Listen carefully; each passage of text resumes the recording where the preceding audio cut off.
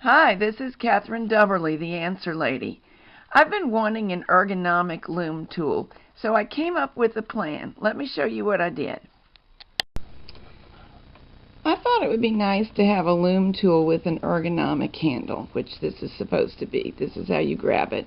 And it is supposed to reduce fatigue. But they don't actually make this for a loom tool as far as I know. However, Boy makes it for crochet hooks. And at first I thought I would try to turn a crochet hook into a loom tool. But the smallest crochet hook, even after I amended it and filed it down a little bit, was a bit coarse. I got a nice shape, but this is a fine gauge loom, and this is a bit coarse to work in between the pegs. So I thought, well, I'd really like to go back to a real loom hook, but I'd like to use this handle, and that's not what it is designed to do. However, I did manage to make it work. I've been thinking about loom tools, and I have no trouble whatsoever with my knit stitches. This peg's already wrapped. I just give a quick flip over and there's my knit stitch. Now, we all have a little bit of a different style, but here's how I do a purl stitch. With the yarn, the new yarn below the old stitch, I reach down, grab it, flip it up, pull it over. Sometimes I have to do what I'm having to do to this one, stretch it a little and pop it back on. And well, it's not a big deal. It's not the thing of beauty and efficiency that my knit stitches are, and it doesn't feel as comfortable to me.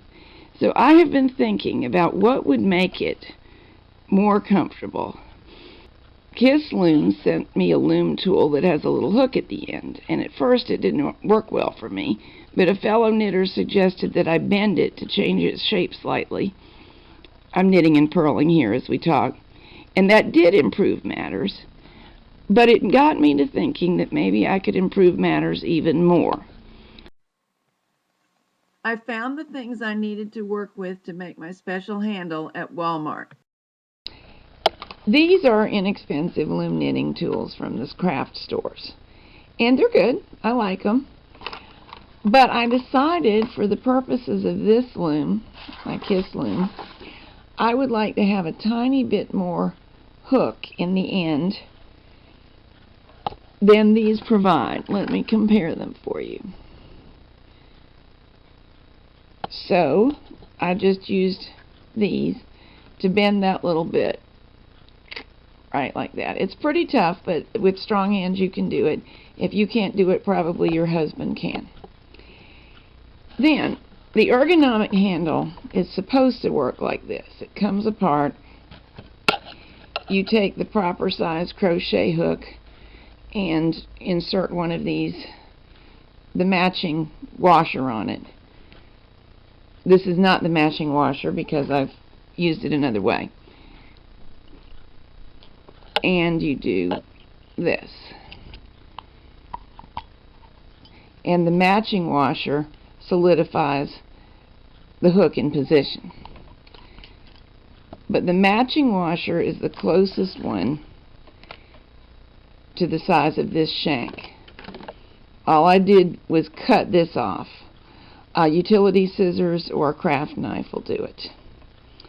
Then this is still, the shank of the hook in my hand is still a little bit smaller around than the smallest crochet hook that the Boy tool was made for.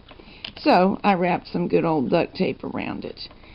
And now we're going to see if it works. Also notice it's shorter than the crochet hook that was meant to work.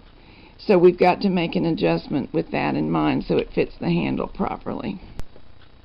Here's my naked loom tool. I've already started on this part of it. I'm going to wrap a little bit of duct tape around it to increase the size of the shank so that it will fit the smallest washer and not wiggle around in it.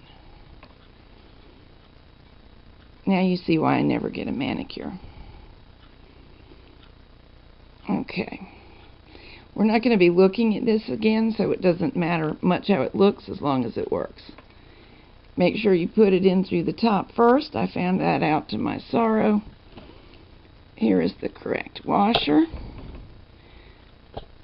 Let's see if it'll work up on there.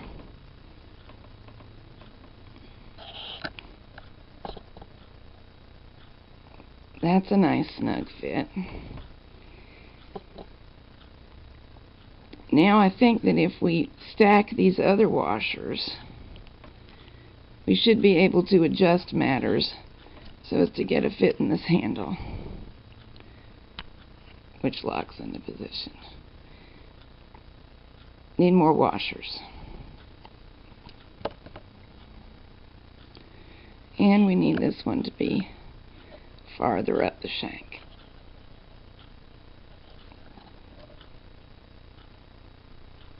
Alright.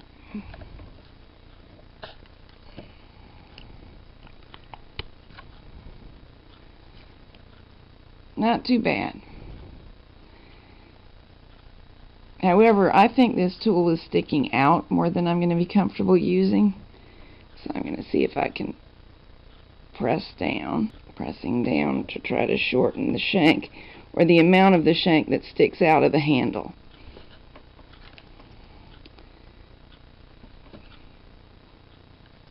That's probably positioning it about where I normally grab it. Let's give this a try. One more thing, I think I've got a couple of these left, and I'm thinking that since I'm not planning on taking this apart again, I may glue one of them on, probably that one, to the end to cover that gap and the rest of the duct tape. I've got a little bit of E6000 glue here, which is one of those good sturdy glues everybody uses for everything. Let's see how it works.